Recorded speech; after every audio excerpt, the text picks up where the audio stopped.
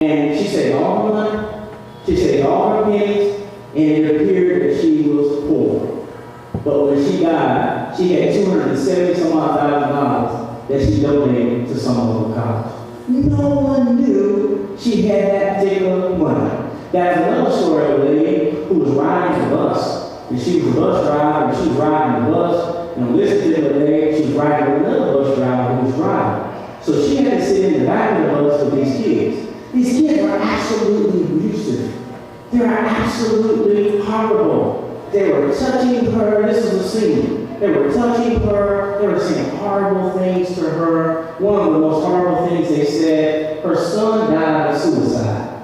And one of the things they said was, your family killed themselves because you're no good. And they just kept penetrating the lady with these horrible moments, these horrible experiences.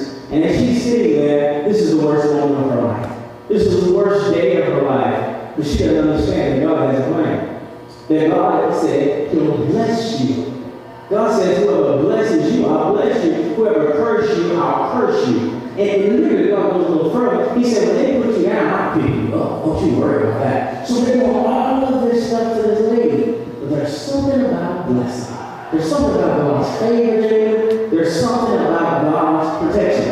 So there was an individual in Canada who saw this story because the kids thought it was so funny, they were putting it on YouTube.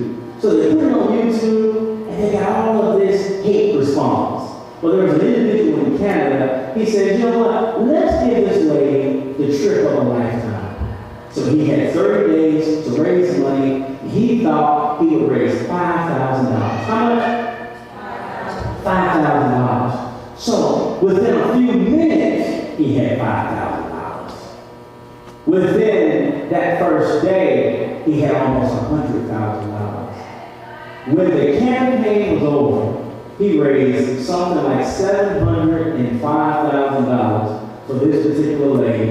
Had no idea this was going to happen. This was the worst day of her life. The kids had been attacking her, but when the world saw what was going on, they were moved by God to bless her. And they donated over $700,000. The lady got a check, retired from that school system. The kids were suspended for a year. They had to offer an apology. The parents offered an apology. I just want you to know that God bless you.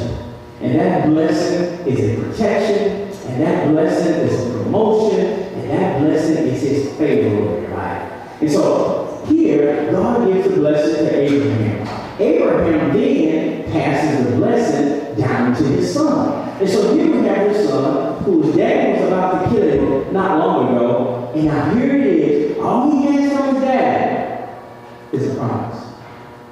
So I want you to know, the only thing Abraham owned was the cave he was buried in. You talk about a dreamer.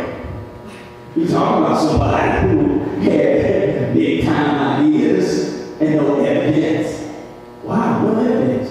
All he had was a word from God. And so if you want the blessing, if you want the promise, He's going to give it to you in the form of a word. That's what God's going to give you. You ask for an oak tree, He's going to give you a seed. You ask for a huge tomato plant, He's going to give you a seed.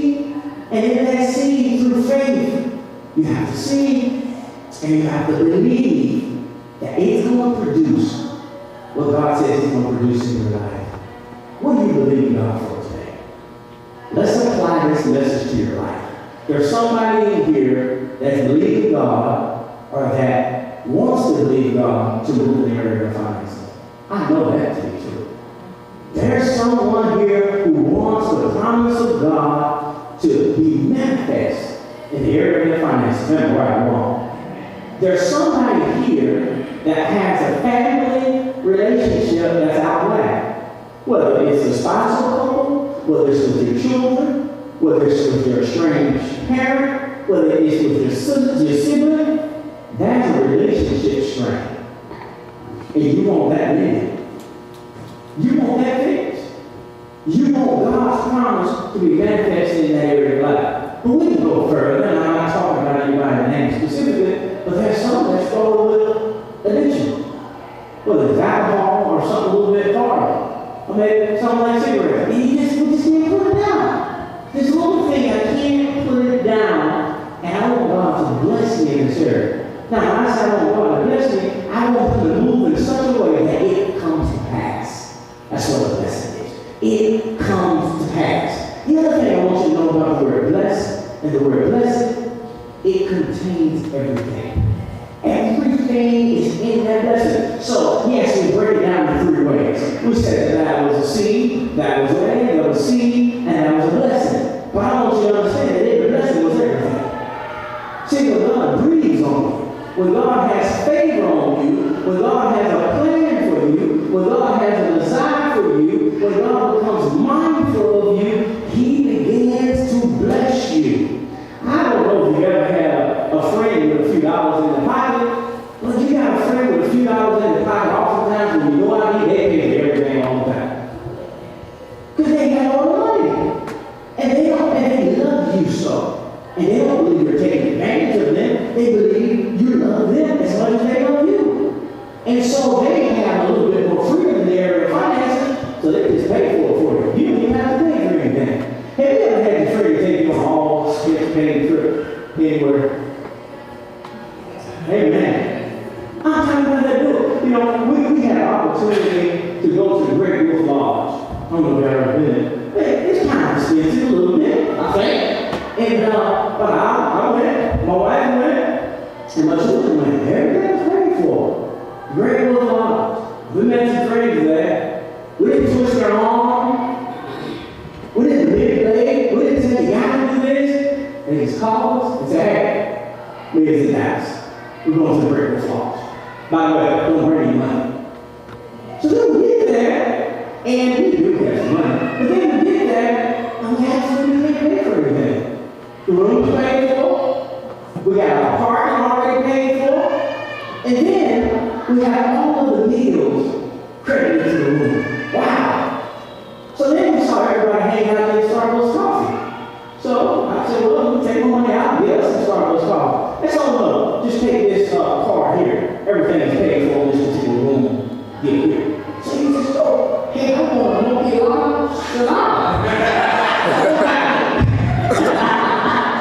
the birthday size. I'm going to pay for this stuff.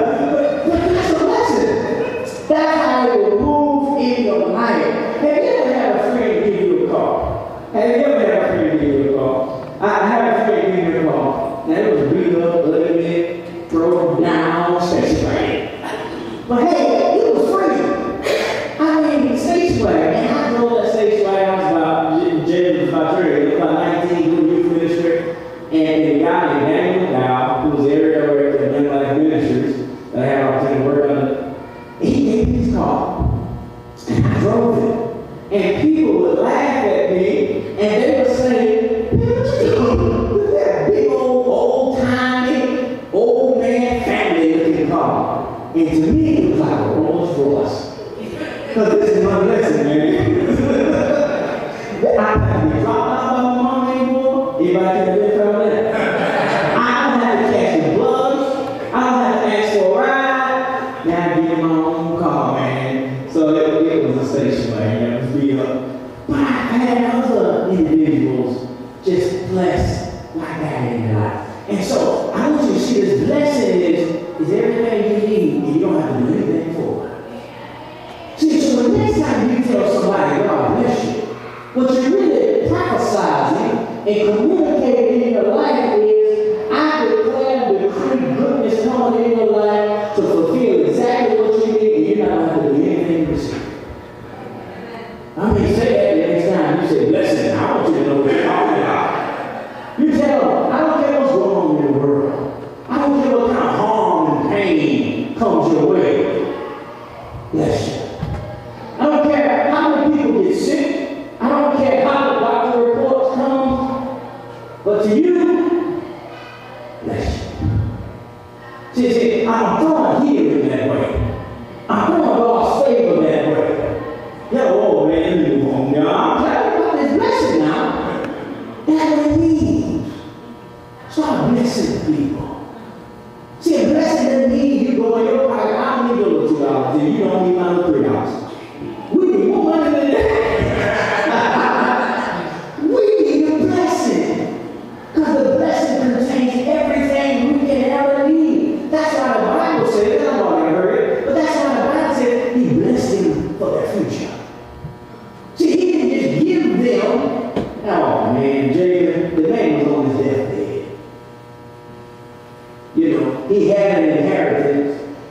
his dad was using it for a grave site.